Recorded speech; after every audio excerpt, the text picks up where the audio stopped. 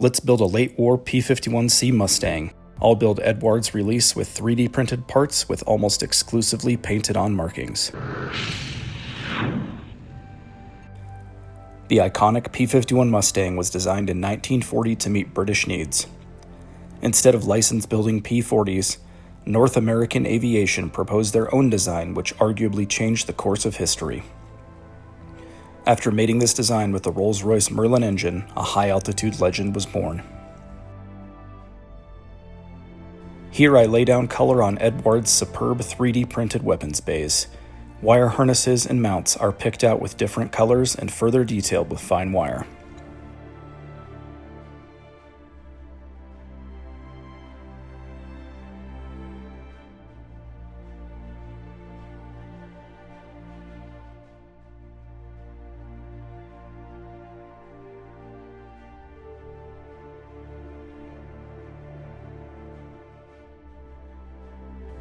Every fifth round picked out in red to indicate a tracer round.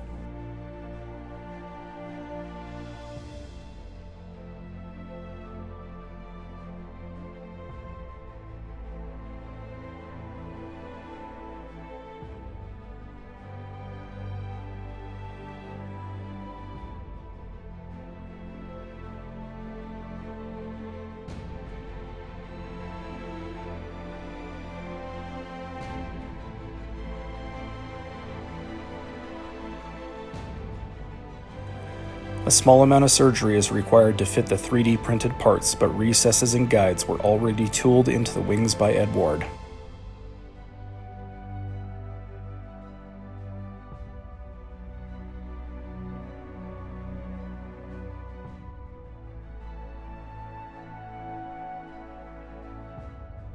I built and finished the gun bay to match period photos such as this.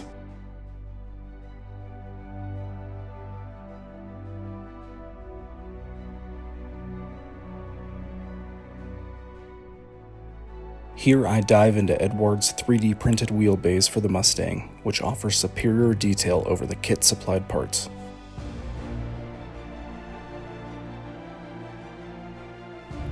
Mustang wheelbase underwent several color changes through its lineage, with the B/C model having zinc chromate spars and stringers with natural metal skins.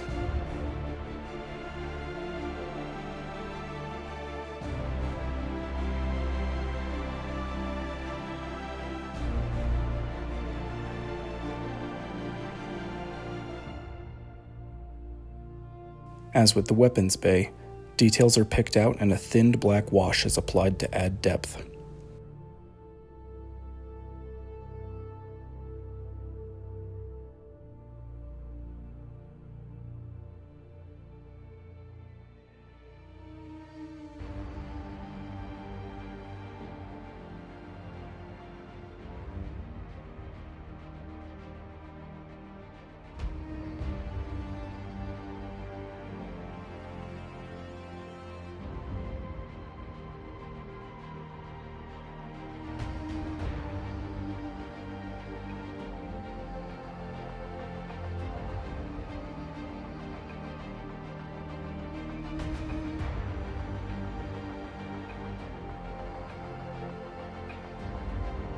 The kit's wing comes together before the arduous task of every Mustang builder, filling panel lines and rivets.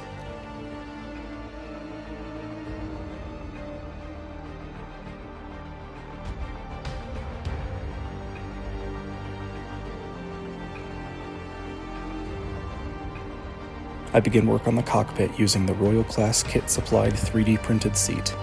This seat depicts the late model seat found in this heavily modified P-51C.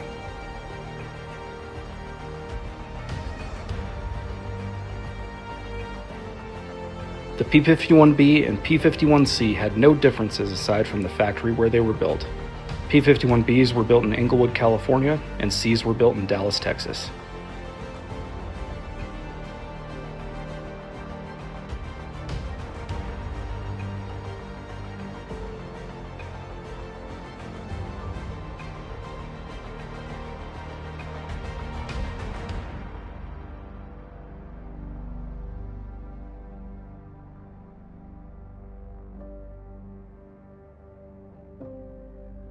Here, the multicolored cockpit floor is addressed. On P-51As, the cockpit floor was the curved top of the wing, but the B introduced a flat, anti-slip painted plywood floor.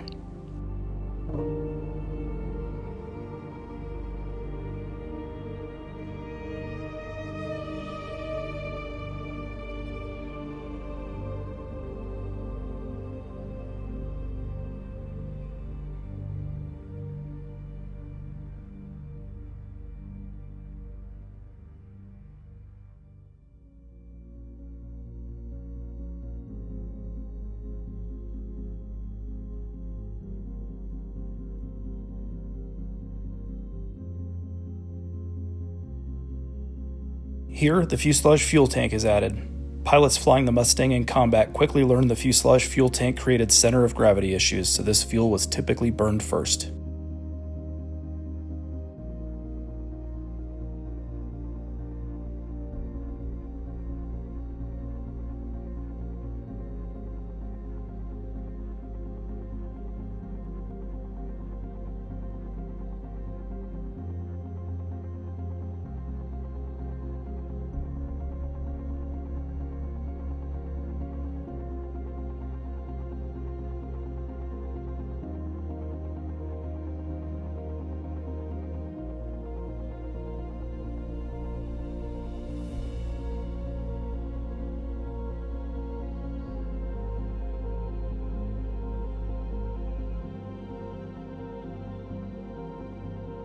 German pilots who flew American fighters found our fighters to be uncomfortable to sit in, noting the P-47's cockpit was too big and things hard to reach, and the P-51 being far too complicated.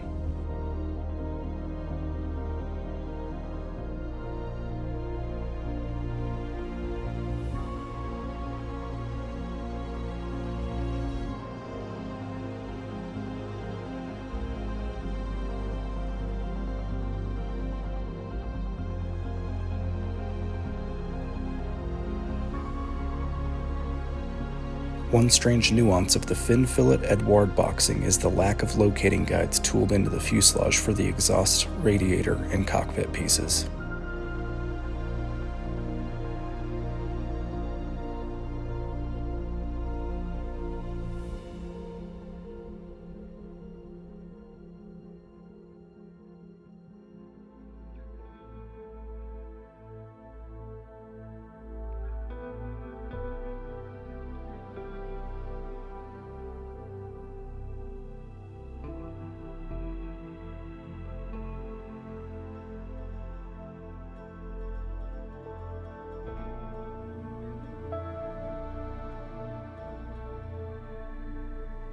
The kit's radiator is painted and assembled.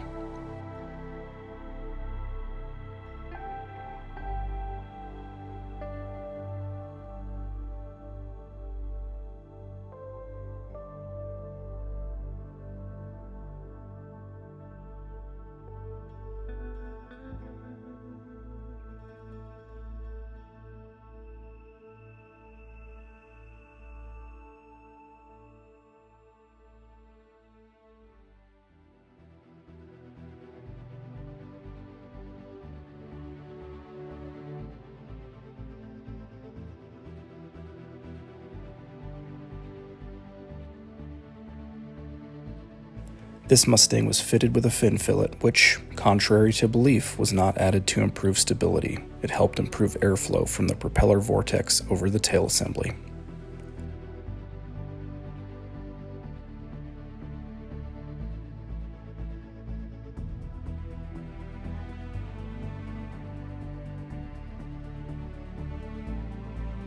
This image shows which panel lines stay and go. Blue is good, red was filled with putty and sanded smooth to assist with the Mustang's laminar flow wing.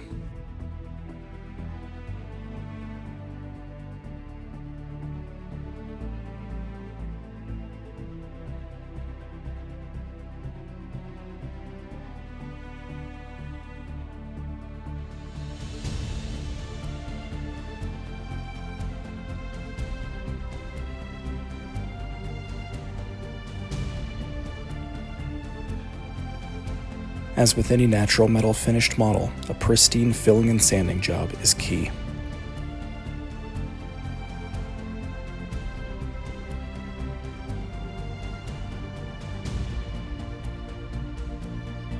The Hamilton Standard cuffed prop is assembled and painted. Later K-model Mustangs were fitted with an Aero Products prop, but were almost universally removed due to vibration and reliability issues.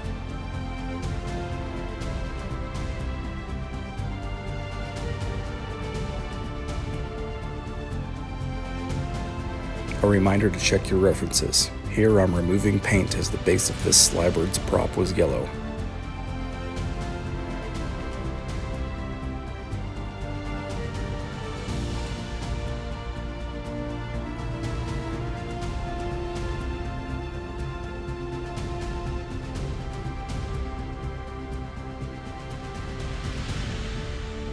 Rivet lines restored with a trumpeter riveting wheel.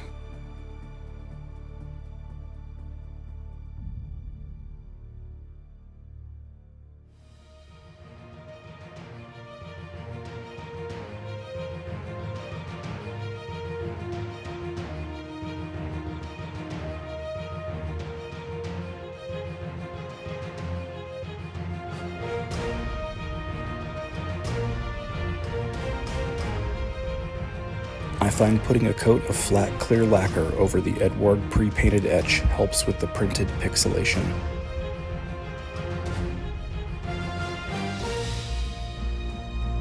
The Eduard etch is sandwiched to create a very effective instrument panel.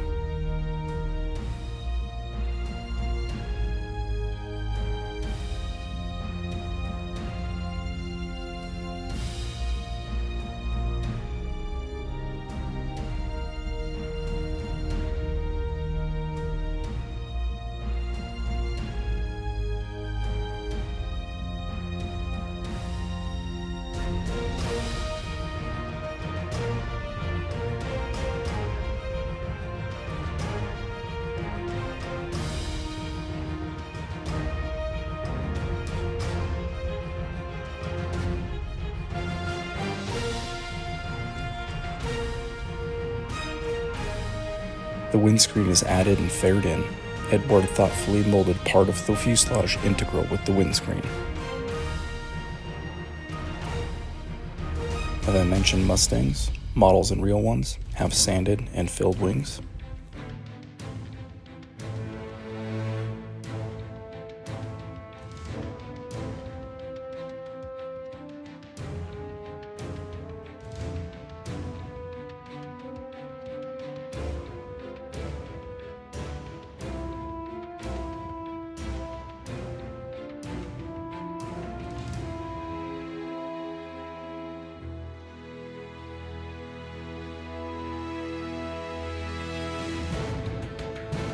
The 353rd Fighter Group, known as the Slybirds, were famous for their black and yellow checker-nosed fighters. Here I lay down a base coat of white to make the yellow color more vibrant.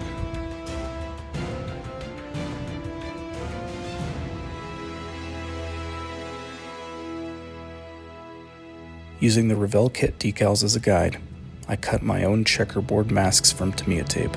The squares were individually applied over the yellow finish before painting the black.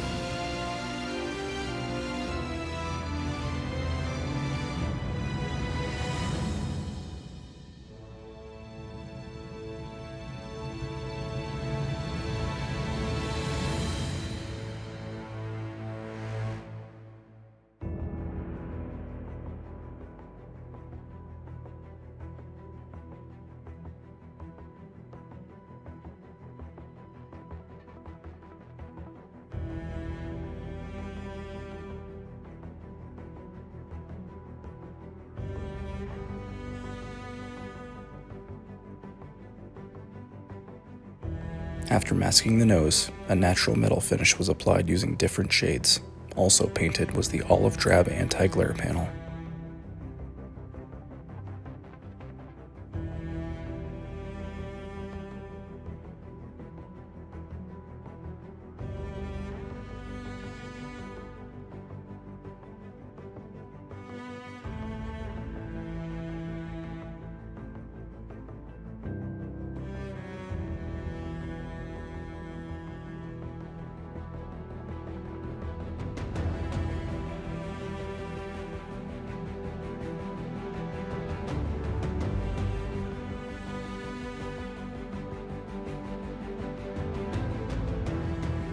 After a black base coat to check my seam work, a few areas of concern were filled with CA glue and sanded again.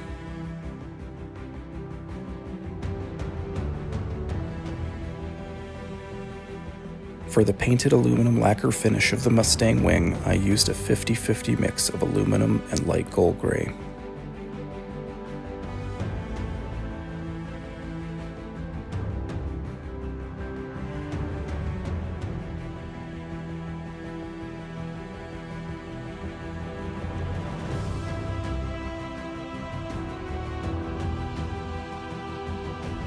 Special shout out to my friend Chris Savaglio for custom masks for this project.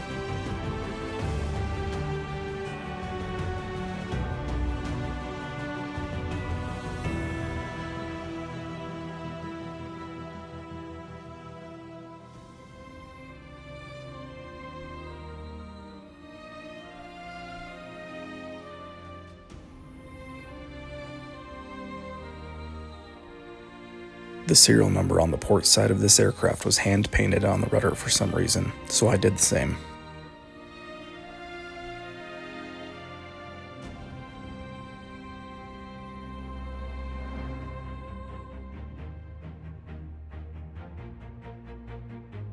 This specific P-51C was assigned to First Lieutenant John E. Davenport of the 352nd Fighter Squadron, and was a personal favorite even after his fighter group had upgraded to P-51Ds.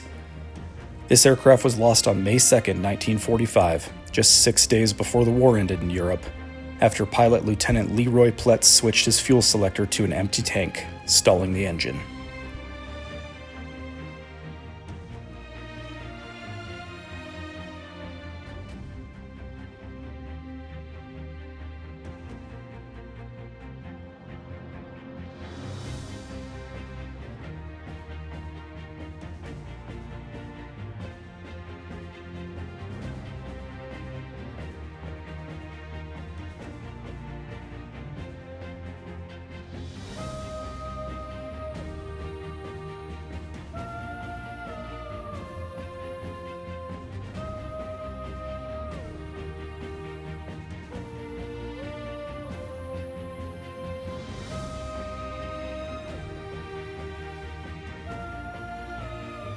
Edwards resin exhausts are painted and installed.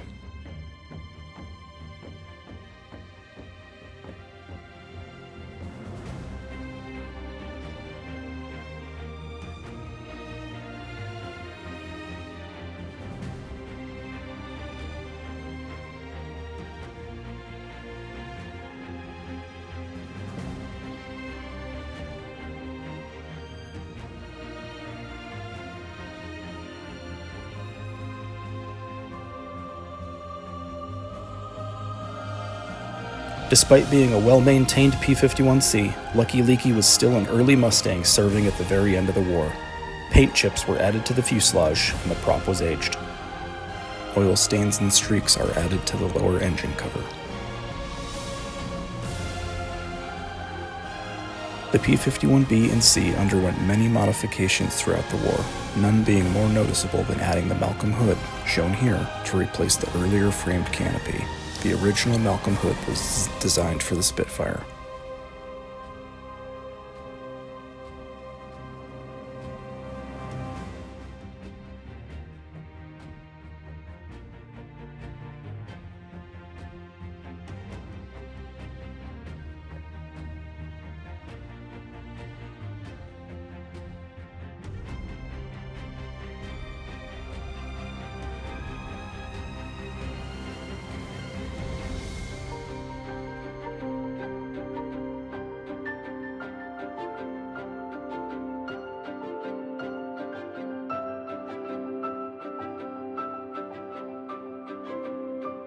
Final pieces including the landing gear and prop are fitted.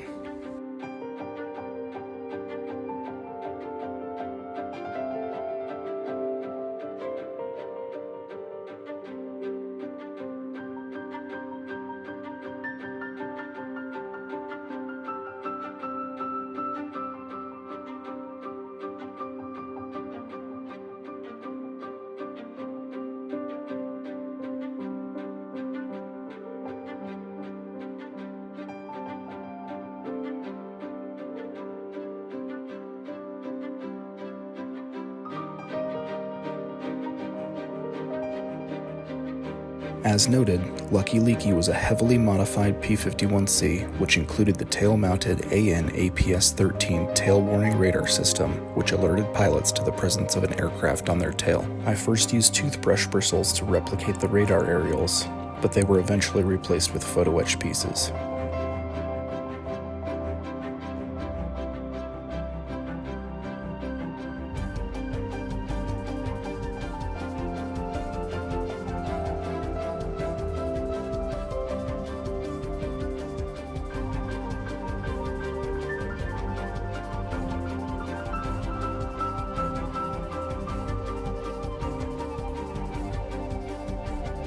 Panel lines are tidied up with scribing tools.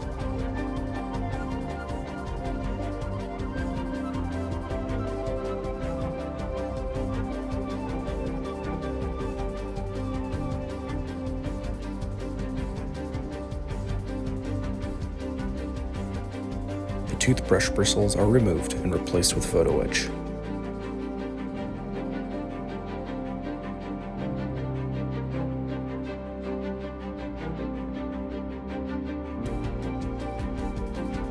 I wasn't quite happy with the exhaust stains, so they were scrubbed off and replaced.